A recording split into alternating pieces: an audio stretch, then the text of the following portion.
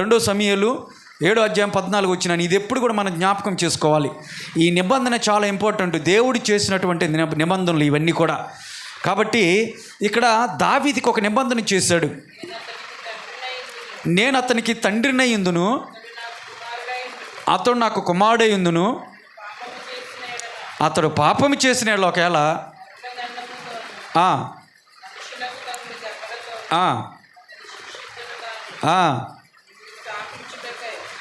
నిన్ను స్థాపించుటకై, నిన్నంటే ఎవరు? దావీదు. నేను కొట్టివేసినటువంటి సౌలునకు నా కృప దూరమైనట్లు అతనికి, దావీదునకు నా కృప దూరము చేయను. చాలమ్మా. ఇక్కడ ఏమన్నాడంటే, నీ రాజ్యమును స్థాపిస్తాను, నీ రాజ్యాన్ని స్థాపిస్తాను భూమి మీద, నీ సింహాసనం మీద పరిపాలించేటువంటి వాళ్ళు ఉంటారు, నీ సంతానం నుండి వస్తారు అని దావీదు సింహాసనమును దేవుడు ఆశీర్వదించి అక్కడొక నిబంధన దావీదుతో చేశాడు. ఆ తర్వాత దావీదు సంతానంలో నుంచి సొలొమోను వచ్చాడు. సొలొమోను కూడా 40 సంవత్సరాలు పరిపాలించాడు. ఆ తర్వాత సొలొమోను తర్వాత ఈ రాజ్యము 2 విధాలుగా విభజించబడింది. ఆ యోధా బెన్యమీను వచ్చేసి ఒక రాజ్యంగా, మిగతా 10 గోత్రాలు వచ్చేసి ఇశ్రాయేలు ప్రజలుగా వాళ్ళు విభజించబడినప్పుడు, ఈ సొలొమోను యొక్క కుమారుడు ఎవరైతే ఉన్నారో అతను రెహబాము అనేటువంటి వ్యక్తి రాజుగా, సొలొమోను యొక్క కుమారుడు యూదులను పరిపాలించాడు, యోధా రాజ్యాన్ని. ఇశ్రాయేలును వచ్చేసి సొలొమోను యొక్క బానిస, అంటే అతని యొక్క సేవకుడు, నమ్మకంగా పనిచేసినటువంటి సేవకుడు యెరోబాము రాజుగా ఉన్నాడు ఇశ్రాయేల్ని. ఆ తర్వాత యూదులను పరిపాలించినటువంటి కుమారుడు పరిపాలించినటువంటి వాళ్ళు 20 మంది రాజులు పరిపాలించారు. ఇశ్రాయేల్ పరిపాలించినటువంటి వాళ్ళు 19 మంది రాజులు పరిపాలిస్తే, ఈ సింహాసనం మీద కూర్చున్నటువంటి వాళ్ళందరూ కూడా దుర్మార్గులే. ఇశ్రాయేల్ పరిపాలించినటువంటి వాళ్ళందరూ కూడా దుష్టులే, దుష్ట ఆలోచనలతో పరిపాలించినటువంటి వాళ్ళే. కొద్దో గొప్ప యోధా రాజులు మంచి వాళ్ళు ఉన్నారు, ఆశ, యెహోషాపాతు అని వీళ్ళు కొంతమంది మంచోళ్ళు ఉన్నారు. అట్లా పరిపాలించిన తర్వాత ఎట్టకేలకు దేవుని మాటకు అవిధేయత ప్రదర్శించి వాళ్ళు ఇశ్రాయేలీలు, యూదులు కూడా ఆ విధంగా ఉండటం వల్ల చివరికి ఏమైపోయారంటే, అష్షూరులకి అంటే ఇశ్రాయేల్ని బానిసలుగా అప్పచెప్పాడు దేవుడు. యూదులను వచ్చేసి బబులోని చెరలోకి నెట్టేశాడు. అంటే సమస్తం ఇద్దరు, ఇశ్రాయేలు యూదులు కూడా చెరలోకి వెళ్ళిపోయారు. అటు అష్షూరు చెరలోకి ఏంటో ఇశ్రాయేల్ వెళ్ళిపోయారు, యూదులు బబులోని చెరలోకి వెళ్ళిపోయారు. సరైనటువంటి పరిపాలకులు లేరు. ఈ విధంగా ఉన్నప్పుడు సరైనటువంటి రాజు లేనప్పుడు, ఇప్పుడు నిబంధన ఇచ్చాడు కదా దావీదుకి, నీ సింహాసనాన్ని స్థిరపరుస్తూ అన్నాడు కదా, ఇప్పుడు ఈ నిబంధన నెరవేర్చాలి కదా, మాట ఇచ్చిన దేవుడు తప్పకూడదు కదా. కాబట్టి దేవుడు ఏం చేశాడంటే, చూచి చివరికి దేవుడే ఇక్కడ ఈ లోకానికి వచ్చి ఆ సింహాసనం మీద అధిరోహించి యూదులకు రాజుగా పిలువబడ్డాడు. దేవునికి స్తోత్రం కలుగునుగాక.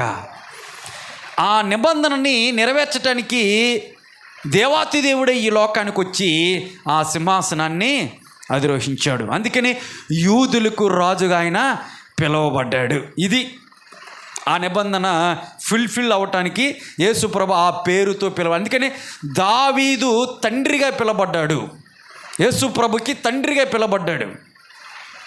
అదే చూడండి,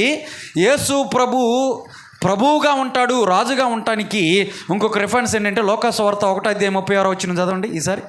లోకాసువార్త 1:36 అక్కడ కూడా ఒక మాట ఉంటుంది. యేసు ప్రభు ఈ లోకానికి వచ్చినప్పుడు దేవదూత చెప్పినటువంటి మాట జాగ్రత్త గమనించండి. లోకాసువార్త 1:36 మరియు నీ బంధువురాలు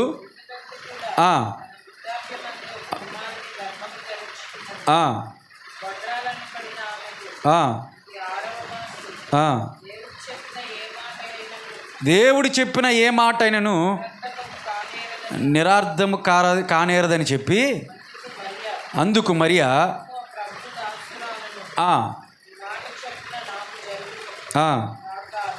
నేను ఆ పైన వచ్చిన ఉంటుంది చూడమ్మా, 36 వచ్చిన నువ్వు చదివి. 1:36 లోకాసువార్త 1:36.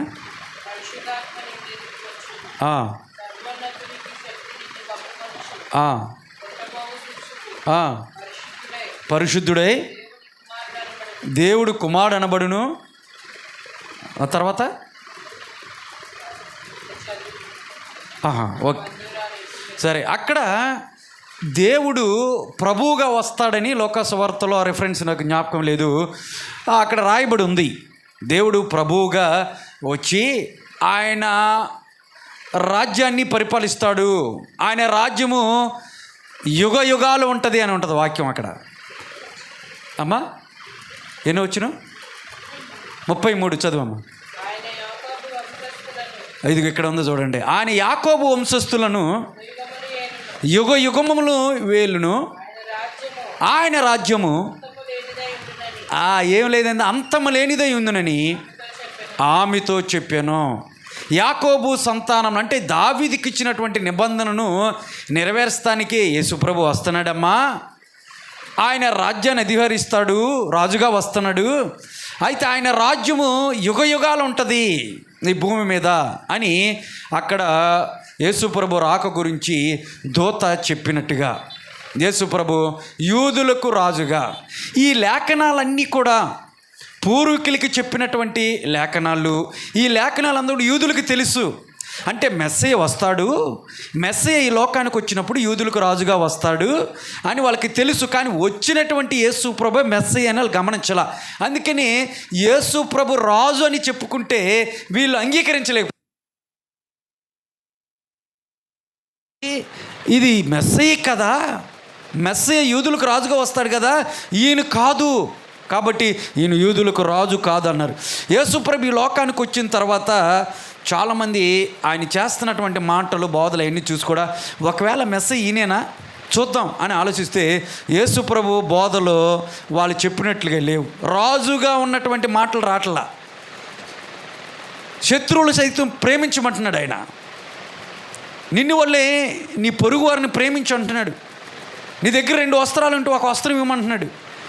ఇవన్నీ చూస్తే అరే రాజు చెప్పే మాటలు కాదు కదా ఇవి అని వీళ్ళందరూ కాదు, ఈయన మెస్సయ్య కాదు. కానీ వీళ్ళకి తెలియదు ఏంటంటే దేవుడు రాజే, యేసుప్రభు రాజే. రెండోసారి ఆయన ప్రకటన గ్రంథంలో ఉంటుంది 20వ అధ్యాయంలో ఆయన రాజుగా రాబోతా ఉన్నాడు. కానీ మొదటిగా ఆయన ఎందుకు వచ్చాడంటే మానవాళ రక్షణ నిమిత్తమే రాబోతా ఉన్నాడు. అది వాళ్ళు గ్రహించలేకపోయారు యూదులు. రాజుగానే వస్తాడనుకుంటున్నారు వాళ్ళు. ఎందుకంటే అప్పుడున్నటువంటి రోమీయులు ఈ యూదుల్ని పరిపాలిస్తూ ఉన్నారు.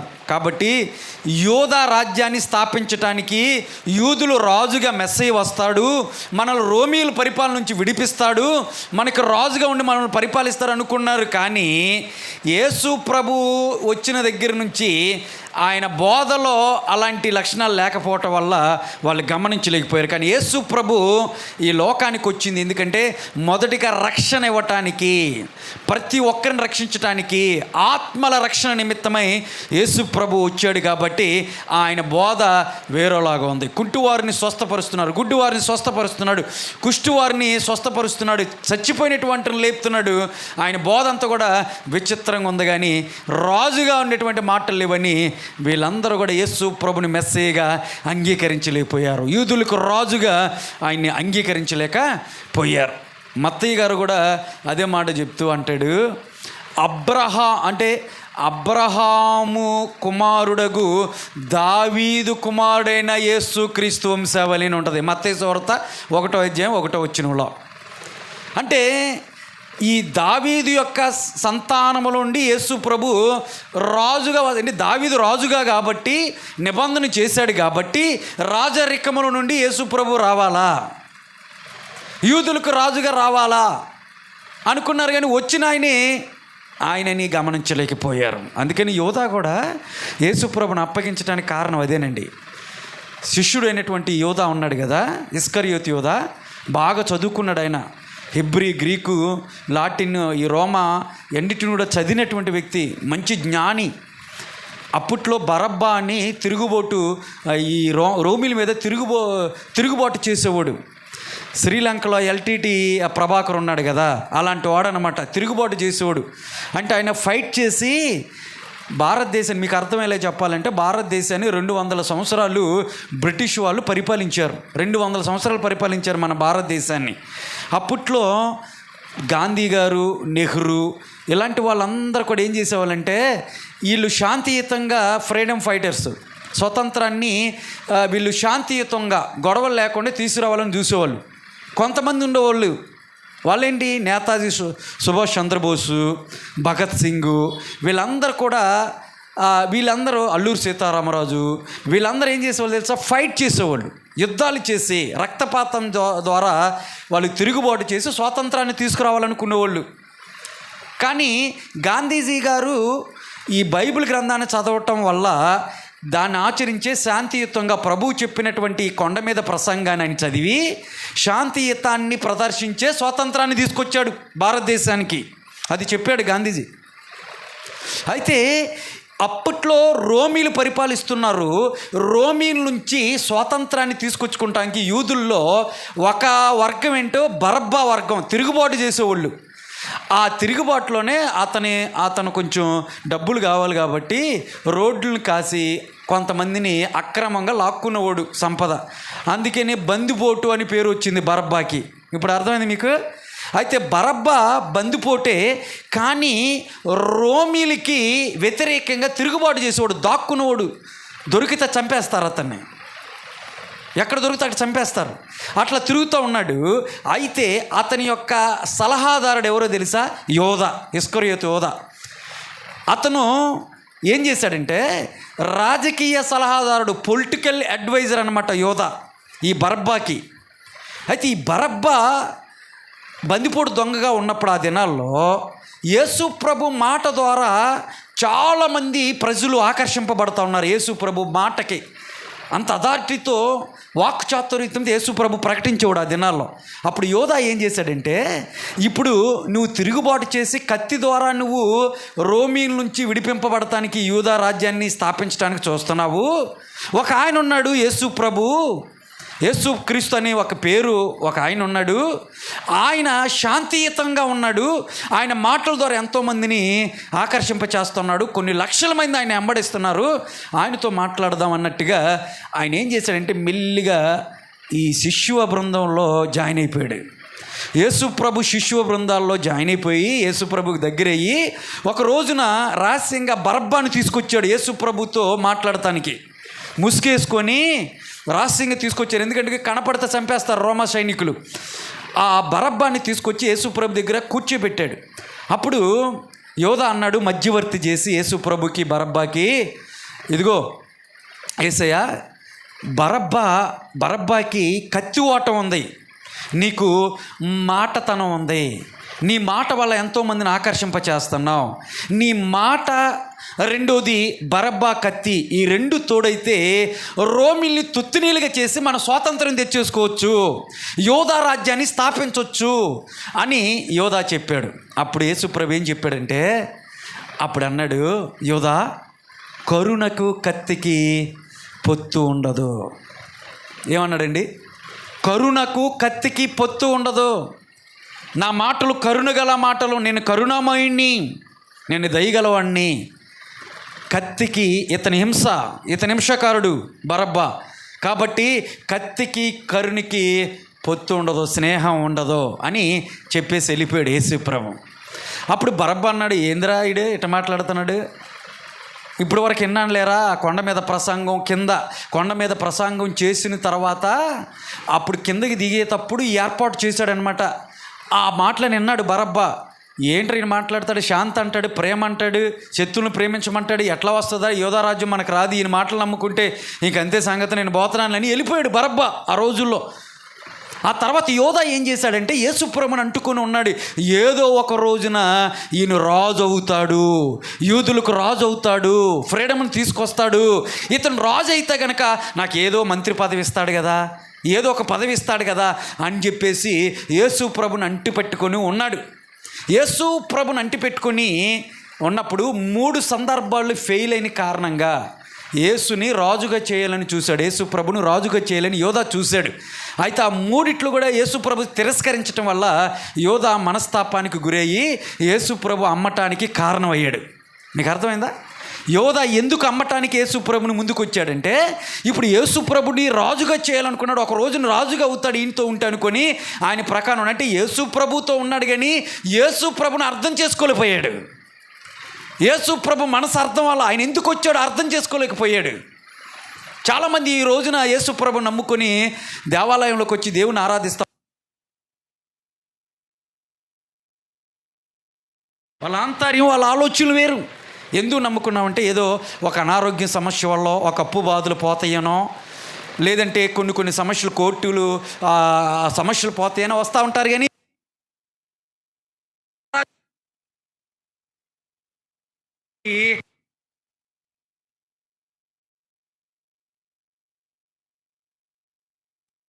ప్రభుతో పాటే ఉన్నాడు, కానీ యేసు ప్రభుని అర్థం చేసుకోలేకపోయాడు. ఇక్కడ ఒకసారి ఫెయిల్ అయిపోయాడు, బరబ్బాని తీసుకొచ్చి. రెండోసారి ఏం జరిగింది తెలుసా? యేసు ప్రభు కొండ మీద 5,000 మందికి ఆహారం పెట్టాడు, 5 రొట్టెలు 2 చేపలు.